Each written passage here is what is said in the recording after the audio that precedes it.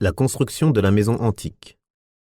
Allah mentionne que son serviteur et messager, son élu, son ami privilégié, l'imam des monothéistes et le père des prophètes, Ibrahim, a bâti la maison antique qui est le premier lieu de culte construit pour l'ensemble des gens, afin qu'ils y adorent Allah qui en indiqua l'emplacement à Ibrahim. On rapporte du commandeur des croyants, Ali ibn Abi Talib, et d'autres, qu'Ibrahim fut guidé par une révélation d'Allah. Nous avons rappelé, lorsque nous avons évoqué la création des cieux, que la Kaaba est à la perpendiculaire de la maison peuplée, si bien que si elle tombait, elle tomberait sur la Kaaba. De même, pour les lieux de culte de chaque ciel, comme l'ont dit certains pieux prédécesseurs, il y a dans chaque ciel une maison dans laquelle les habitants de chaque ciel adorent Allah, et pour les gens sur terre, il s'agit de la Kaaba. Allah a ordonné à Ibrahim de lui bâtir une maison qui soit pour les habitants de la terre semblable au lieu de culte des anges dans les cieux.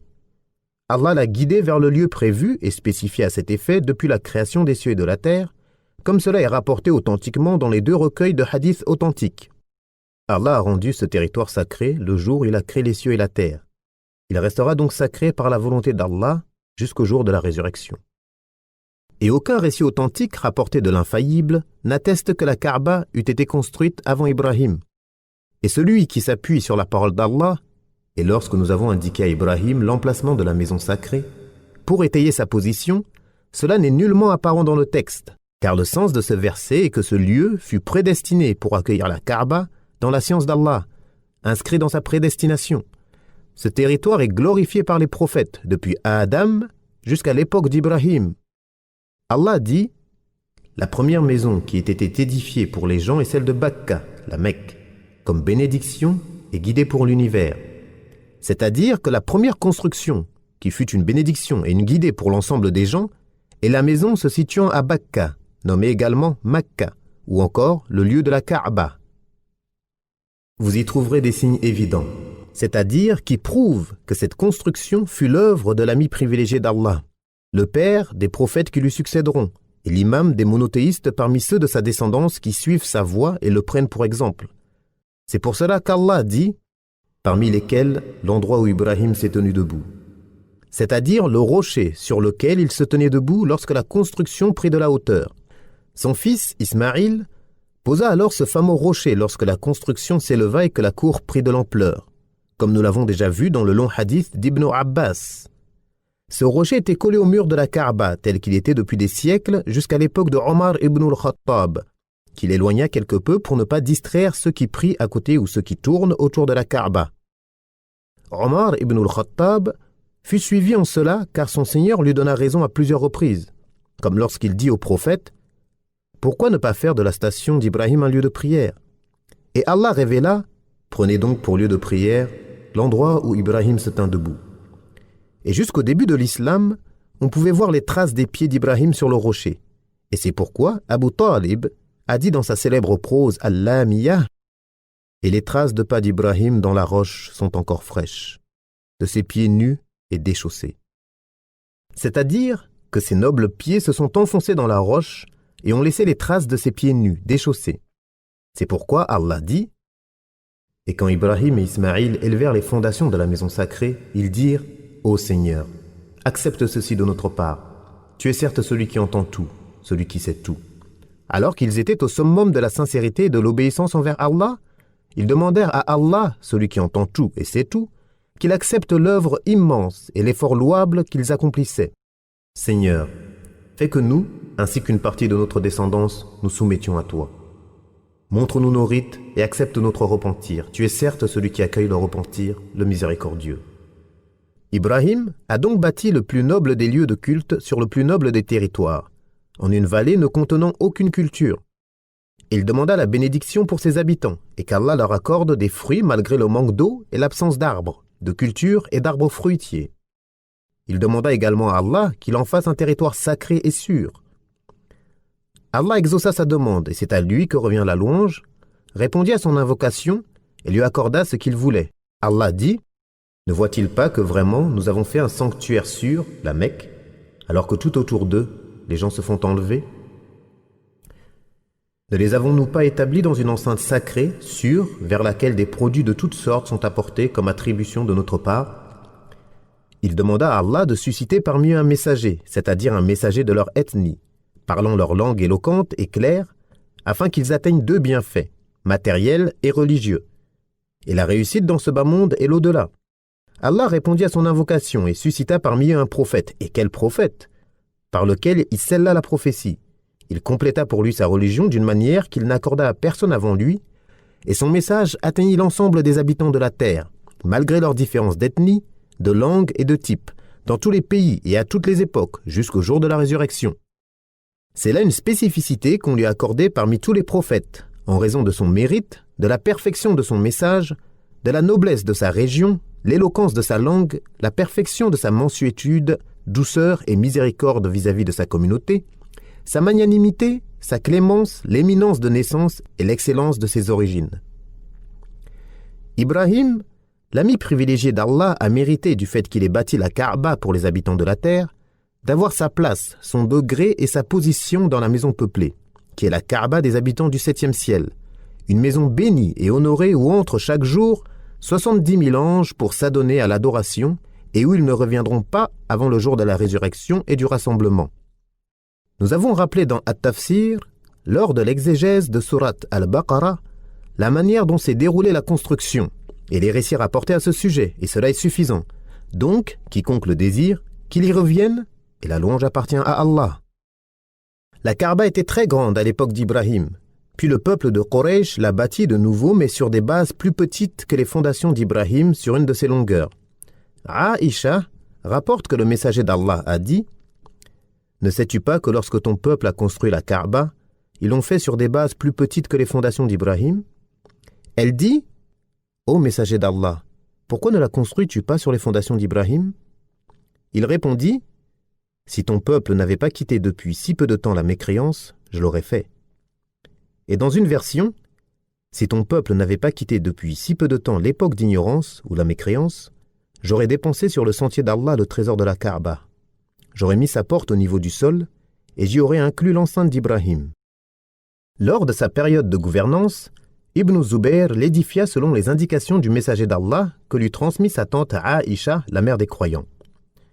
Mais lorsqu'Al-Hajjaj le tua en l'an 74, il écrivit à Abdul Malik ibn Marwan, le calife de l'époque, et ils estimèrent qu'Ibn Zubayr avait fait cela de sa propre initiative.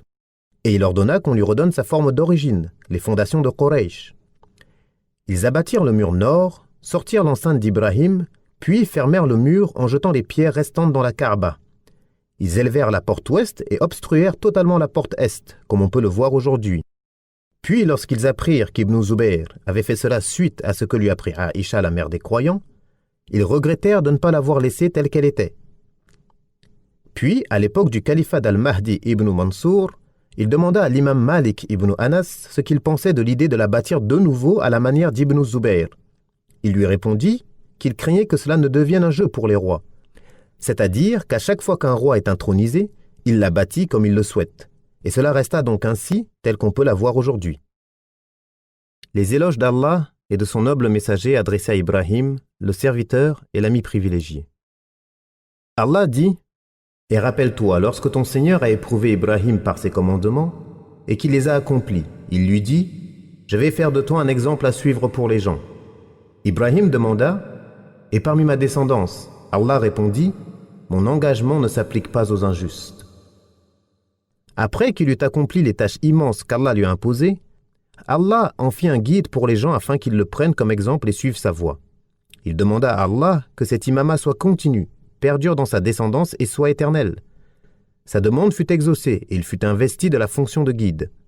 De cette faveur furent privés les injustes et elle fut accordée aux savants pieux de sa descendance.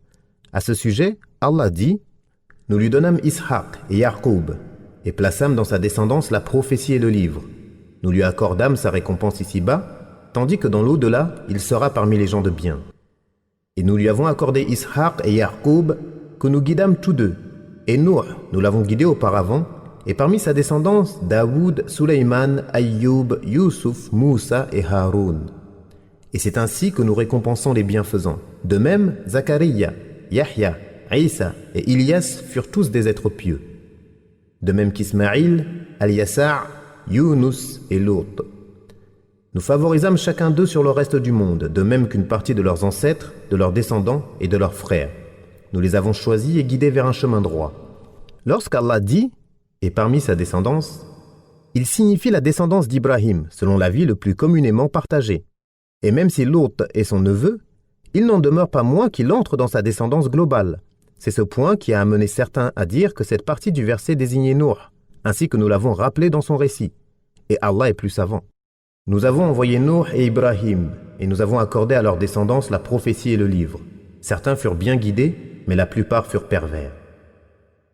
Ainsi, tout livre descendu du ciel sur un prophète après Ibrahim le fut sur l'un de ses descendants. C'est un don éminent et inégalé, et un haut degré que l'on ne peut surpasser. Ainsi, de ses reins sont nés 2 fils prestigieux, Ismaïl, né de Hajar, et Ishaq, né de Sarah.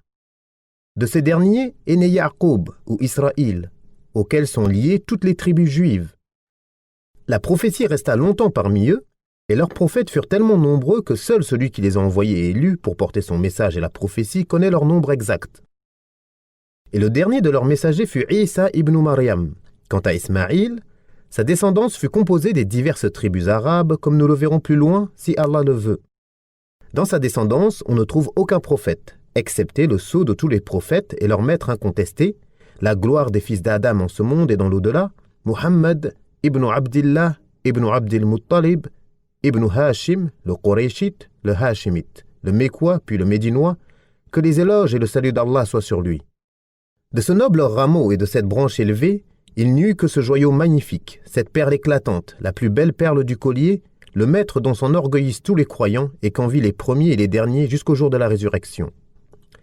Ainsi le prophète a dit « Je serai dans une position telle que toutes les créatures, y compris Ibrahim, se tourneront vers moi. » Ce magnifique éloge, fait à Ibrahim par le prophète, prouve que celui-ci est la meilleure des créatures après lui auprès du Créateur, que ce soit dans ce monde ou le jour où Allah dévoilera une partie de sa jambe, le jour de la résurrection, ainsi qu'Allah nous en informe dans Surat Al-Qalam. Ibn Abbas rapporte que le messager d'Allah protégeait Al-Hassan et Al-Hussein par ces paroles. « Je cherche protection pour vous auprès des décrets parfaits d'Allah contre tout démon et bête venimeuse et contre tout mauvais œil. » Puis il ajoutait « C'est ainsi que votre père Ibrahim protégeait Ismaïl et Ishaq. » Allah dit « Et quand Ibrahim dit « Seigneur, montre-moi comment tu ressuscites les morts. » Allah dit « Ne crois-tu pas encore ? Si, mais je demande cela afin que mon cœur soit rassuré. » Allah dit « Prends 4 oiseaux, rassemble-les et découpe-les, puis, sur chaque sommet de montagne, mets-en une partie, ensuite appelle-les. Ils viendront à toi en toute hâte, et sache qu'Allah est puissant et sage. » En substance, Allah a accédé à la demande d'Ibrahim et lui a ordonné de prendre 4 oiseaux, sur la nature desquels les gens ont divergé, de les couper en séparant leur chair de leur plumage, de mélanger le tout, puis de le diviser en 4 parties et de mettre chaque partie sur le sommet d'une montagne. Ibrahim s'exécuta, puis on lui ordonna de les appeler avec la permission de leur Seigneur. Il s'exécuta et chaque membre se mit à s'envoler vers l'autre et chaque plume vers l'autre, jusqu'à ce que chaque oiseau ne revienne à son état initial. Ibrahim contemplait le pouvoir de celui qui dit à une chose « soit » et elle est. Ils vinrent à lui en marchant afin qu'il puisse les voir plus clairement que s'ils venaient en volant. On rapporte aussi qu'on lui ordonna de garder leur tête dans ses mains et que chaque oiseau vint reprendre sa tête et se mettait naturellement sur son tronc comme auparavant. Il n'y a de divinité digne d'adoration qu'Allah. Ibrahim connaissait le pouvoir d'Allah de ressusciter les morts et en était pleinement convaincu, sans aucune opposition. Mais il voulut voir cela de ses propres yeux et passer de la connaissance de la certitude à l'essence de la certitude. Et Allah a répondu à sa demande et lui a accordé le summum de tous ses espoirs. Allah dit « Ô gens du livre, pourquoi polémiquez-vous au sujet d'Ibrahim alors que la Torah et l'Évangile ne sont descendus qu'après lui? Ne raisonnez-vous donc pas? Vous avez bel et bien polémiqué à propos d'une chose que vous savez. Mais pourquoi polémiquez-vous sur des choses dont vous ne savez rien?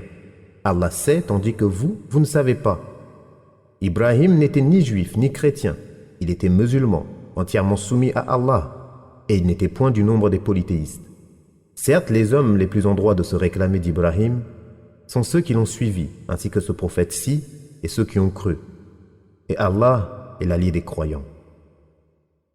Allah blâme les gens du livre, juifs et chrétiens, car ils prétendent qu'Ibrahim professait leur religion et suivait leur voie. Mais Allah l'a innocenté d'eux et a montré leur grande ignorance et leur manque de raison en disant « La Torah et l'Évangile ne sont descendus qu'après lui. » Ainsi, comment aurait-il pu professer votre religion alors que ce qu'on vous a légiféré n'est venu que bien après lui? C'est pourquoi il dit « Ne raisonnez-vous donc pas ?» Puis il dit « Ibrahim n'était ni juif ni chrétien, il était musulman entièrement soumis à Allah et il n'était point du nombre des polythéistes. » Il montra ainsi qu'Ibrahim était au contraire sur la voie de la religion monothéiste, droite, d'Allah, contraire au judaïsme, au christianisme et au polythéisme. Allah dit « Ne se détourne de la religion d'Ibrahim que celui qui a égaré son âme. Et certes, nous avons choisi Ibrahim en ce monde et il est dans l'au-delà parmi les gens de bien. » Lorsque son Seigneur lui dit « Soumets-toi », il dit « Je me soumets au Seigneur de l'univers. » Et c'est ce qu'Ibrahim recommanda à ses fils, de même que Yaqub. « Ô mes fils, Allah a choisi pour vous la religion, donc ne mourrez que soumis à Allah. » Étiez-vous témoin quand la mort se présenta à Yaqub et qu'il dit à ses fils « Qu'adorerez-vous après ma mort ?» Ils répondirent « Nous adorerons ton Dieu et le Dieu de tes pères, Ibrahim, Ismaïl et Ishaq, un Dieu unique, et nous sommes soumis à lui. Cette génération est passée, à elle ce qu'elle a acquis, et à vous ce que vous avez acquis.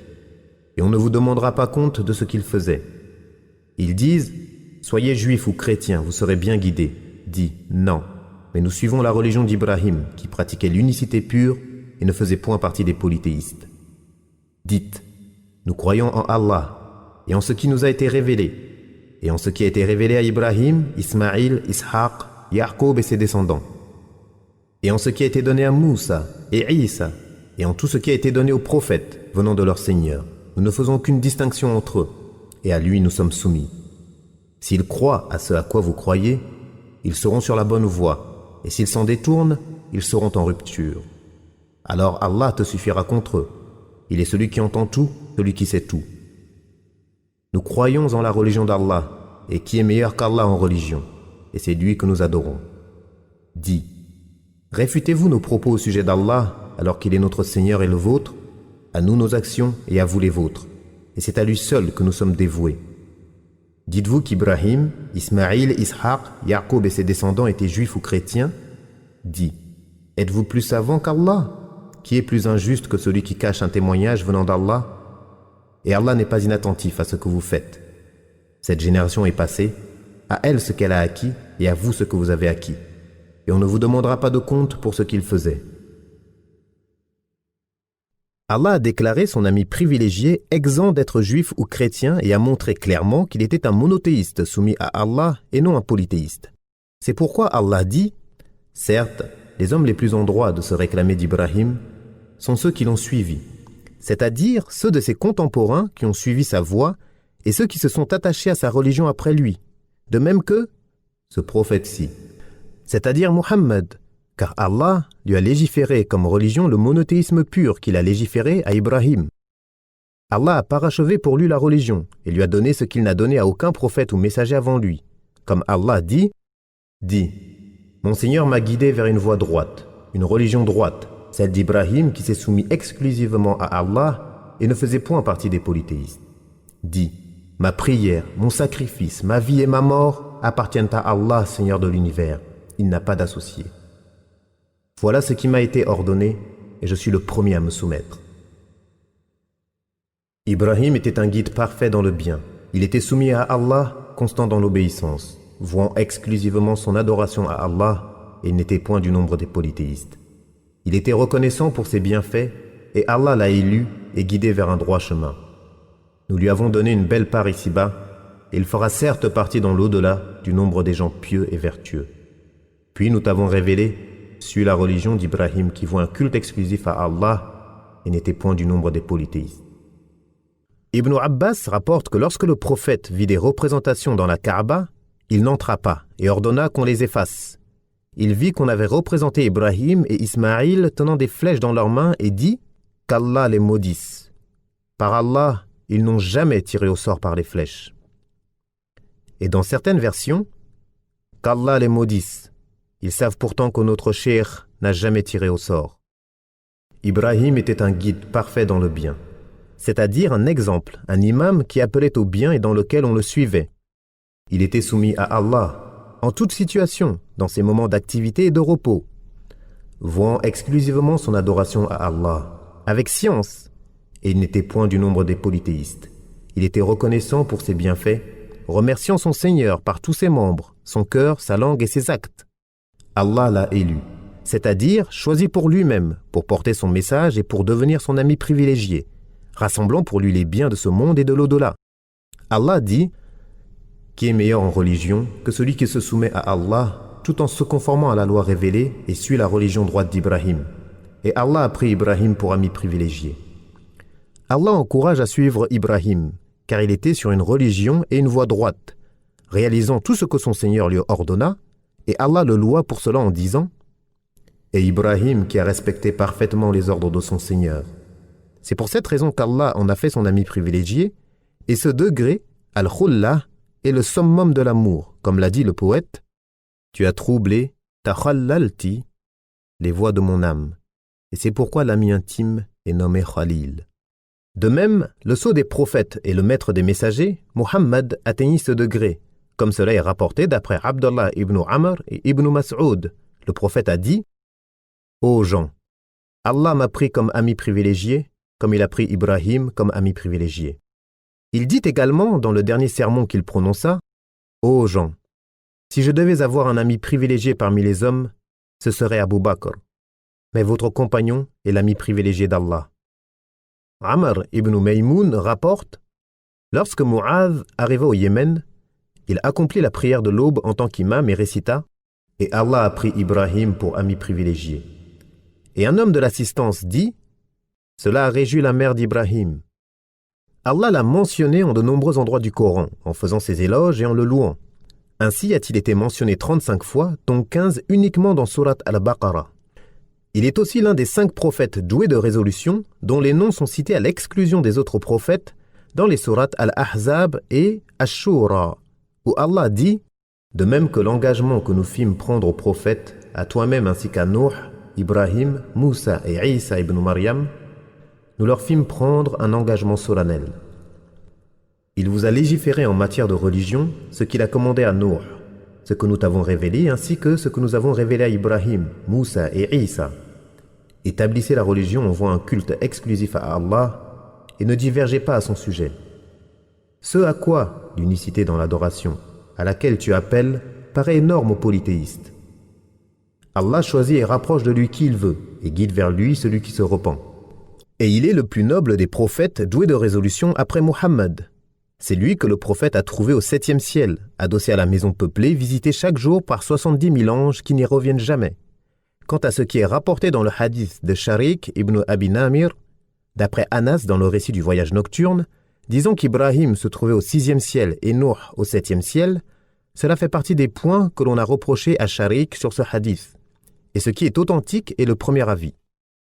Parmi ce qui montre qu'Ibrahim est meilleur que Moussa, le hadith dans lequel le prophète dit « Et j'ai gardé ma 3e invocation pour le jour où toutes les créatures se tourneront vers moi, même Ibrahim. » De même, Ubay ibn Ka'b rapporte « Il s'agit de la position de gloire de laquelle le prophète nous a parlé lorsqu'il dit « Je suis le maître des fils d'Adam au jour de la résurrection, sans aucune prétention. » Puis il mentionna le fait que les gens demanderont l'intercession à Adam, puis Nuh, Ibrahim, Moussa et Isa, mais tous se désisteront. Les gens iront alors voir Muhammad, qui leur dira « L'intercession est pour moi, l'intercession est pour moi. » Abu Huraira rapporte « On demanda « Ô messager d'Allah, qui est le plus noble des hommes ?» Il dit « Le plus pieux d'entre eux. » Ce n'est pas à ce sujet que nous t'interrogeons. Alors le plus noble des hommes est Youssouf, le messager d'Allah, fils du messager d'Allah, fils du messager d'Allah, fils de l'ami privilégié d'Allah. Ce n'est pas à ce sujet que nous t'interrogeons. Est-ce à propos des origines des Arabes que vous m'interrogez ? Oui. Alors le meilleur d'entre eux à l'époque anté-islamique est le meilleur en islam, s'ils apprennent leur religion. Ibn Omar rapporte que le messager d'Allah a dit « Le noble, fils du noble, fils du noble, fils du noble, Youssouf, ibn Yaqub, ibn Ishaq, ibn Ibrahim. » Ibn Abbas rapporte que le prophète a dit Les gens seront ressuscités, et nus, et incirconcis. Le premier homme que l'on vêtira sera Ibrahim. Puis il récita « Tout comme nous avons commencé la première création, nous la répéterons. » Toutefois, ce privilège spécifique n'est pas supérieur à la position de gloire accordée aux prophètes que lui ont vu les premiers et les derniers.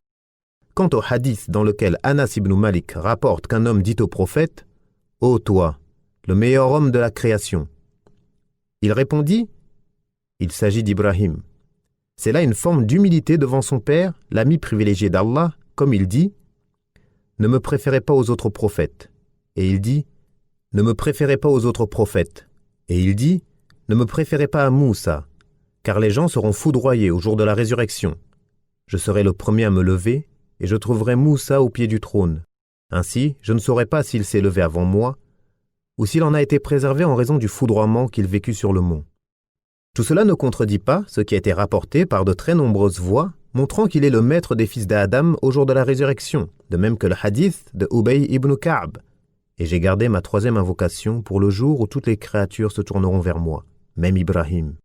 Et puisqu'Ibrahim est le meilleur des prophètes et des doués de résolution après Muhammad, Allah commanda aux fidèles de dire dans la prière lors du tashahhud, comme le rapporte Ka'b ibn Ujra et d'autres qui dirent « Ô messager d'Allah, nous savons comment te saluer, mais comment demander les éloges d'Allah pour toi ?»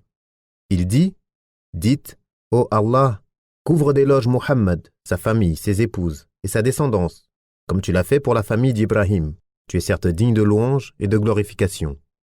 Et bénis Muhammad, sa famille, ses épouses et sa descendance, comme tu as béni la famille d'Ibrahim, tu es certes digne de louange et de glorification. » Allah dit « Et Ibrahim qui a respecté parfaitement les ordres de son Seigneur, c'est-à-dire qu'il a accompli tout ce qu'on lui a ordonné, qu'il a réuni l'ensemble des caractéristiques et des ramifications de la foi.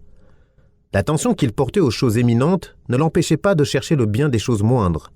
Ses grandes responsabilités ne lui faisaient pas oublier les petites choses. Ibn Abbas dit à propos de la parole d'Allah « Et rappelle-toi, lorsque ton Seigneur a éprouvé Ibrahim par ses commandements et qu'il les a accomplis, Allah l'éprouva par la purification, 5 choses touchant sa tête et 5 choses touchant son corps. Concernant la tête, il s'agit de tailler les moustaches, de se gargariser, d'utiliser le siwak, d'aspirer l'eau par le nez dans les ablutions et de se coiffer en faisant une raie au milieu. Pour ce qui est du corps, rogner les ongles, raser le pubis, la circoncision, épiler les aisselles et laver à l'eau les traces de sel et d'urine. Je dis, Abu Huraira rapporte que le prophète a dit « Les actes de la saine nature sont au nombre de 5. La circoncision, le rasage du pubis, la taille des moustaches, la coupe des ongles et l'épilation des aisselles. » En bref, cela montre que sa sincérité envers Allah et son grand recueillement dans ses adorations ne l'empêchaient pas de prendre soin de son corps et de donner à chaque membre de son corps son droit dans les soins qu'il leur portait et leur purification de tout ce qui pouvait les avilir comme la trop grande longueur des poils et des ongles ou la présence de tartre ou de souillure. Et tout cela entre sous la généralité de la parole d'Allah et Ibrahim qui a respecté parfaitement les ordres de son Seigneur. La description d'Ibrahim. Jabir rapporte que le messager d'Allah a dit « On m'a présenté les prophètes. Moussa ressemblait aux gens de Shanoura. J'ai aussi vu Isa ibn Maryam, et celui qui lui ressemble le plus est Urwa ibn Mas'ud. J'ai également vu Ibrahim, et celui qui lui ressemble le plus est votre compagnon, c'est-à-dire le prophète lui-même. Quant à Jibril, celui qui lui ressemble le plus, c'est Dihya. » Ibn Abbas rapporte que le messager d'Allah a dit « J'ai vu Isa ibn Maryam, Moussa et Ibrahim. Isa avait le teint rouge, les cheveux frisés et la poitrine large. Quant à Moussa, il était mat de peau et corpulent. On lui demanda « Et Ibrahim ?» Il répondit « Regardez votre compagnon, c'est-à-dire le prophète lui-même. » Le premier enfant d'Ibrahim fut Ismaïl, qu'il eut avec Hajar, la copte l'égyptienne. Puis, il eut Ishaq avec Sarah, sa cousine. Puis il épousa Qantoura bint Yaqtan al-Kan'aniya, avec laquelle il eut 6 enfants, Midian, Zimran, Shouhan, Yaqoshan, Madan, Yishbaq, et le 6e ne fut pas nommé. Puis il épousa Hajoun bint Amin, avec laquelle il eut 5 enfants, Kisan, Souraj, Amim, Loutan et Nafis, ainsi que l'a rappelé Abul Qasim as-Suhaili dans son ouvrage التعريف والإعلام